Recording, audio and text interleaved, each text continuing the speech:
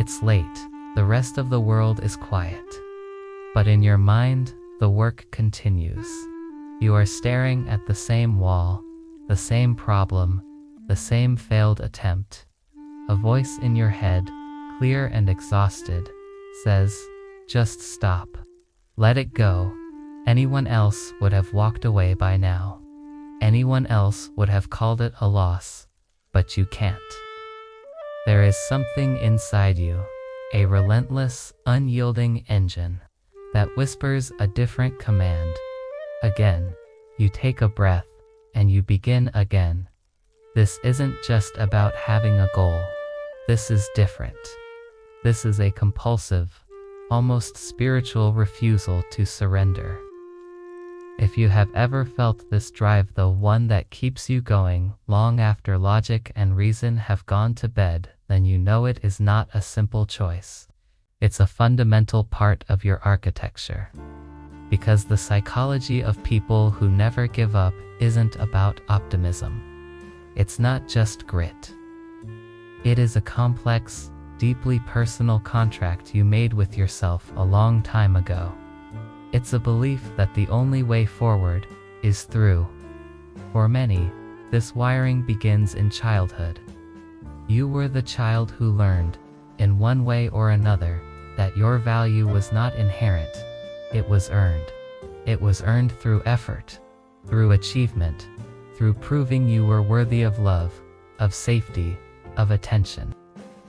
You learned that if you just tried a little harder, stayed a little later, endured a little more, you would finally reach it. So you did. You became a master of endurance. The world praised your resilience, your work ethic, your strength. But what they were really praising was your survival mechanism. Your inability to quit was never about the prize. It was about proving you had a right to be in the race at all. And here is a truth that lives in the shadows. Your identity has become fused with the struggle. You are not the person who succeeds. You are the person who tries, the one who withstands. To give up would not just be to fail at a task, it would feel like a form of self-annihilation. Who are you without the fight? Think of your life as a single, enormous canvas. Most people paint a picture, and if they don't like it, they start a new one. But you work on the same canvas endlessly. When you fail, you don't walk away. You take your palette knife, and with painstaking effort, you scrape the wet, failed paint away. But you can never scrape it all. The texture of the failure remains a scar, a ghost on the canvas. And then, you start painting over it. Again. This is why your successes feel so profound. They are not painted on a smooth, clean surface. They are painted over layers and layers of struggle. They have a depth, a texture, a history that others' successes lack. They are earned. But there's a paradox here. The very quality that allows you to achieve the impossible is also what isolates you. You are running a marathon that no one else can see. People admire your strength from the sidelines, but they cannot feel the burning in your lungs or the ache in your bones. They don't understand that you're not running toward a finish line out of hope. You're running away from the terrifying void of what would happen if you stopped. The weight of this is immense. It's the silent pressure of knowing that your own well-being is secondary to the mission.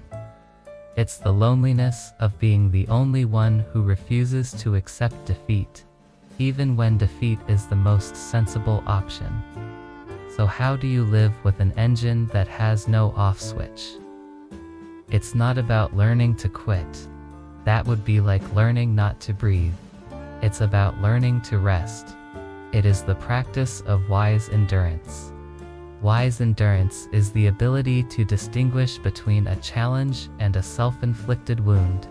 It's the courage to pause, to reassess, to change direction without seeing it as giving up. It's understanding that sometimes, The strongest thing you can do is put the paintbrush down, let the canvas breathe, and trust that the work will be there when you return, because the gift of your relentless spirit is immeasurable. You are the one who builds things that last. You are the one who finds cures, creates art from pain, and holds families together. You are the one who shows the world what is possible when human will is pitted against insurmountable odds. Your refusal to surrender is not stubbornness. It is a form of active, creative hope. The goal is not to become someone who gives up. The world has enough of those. The goal is to become an artist who knows when to scrape the paint, when to paint over it, and when to simply stand back and let the layers dry. So if you are one of these people, one of the relentless ones, the ones who cannot surrender, know this: you are not broken. You are a force. Your spirit was forged in a different kind of fire. Do not let the world make you feel ashamed of your intensity. Your refusal to quit is not a flaw. It is the signature of your soul. Your masterpiece will be beautiful, not in spite of the struggle, but because of it.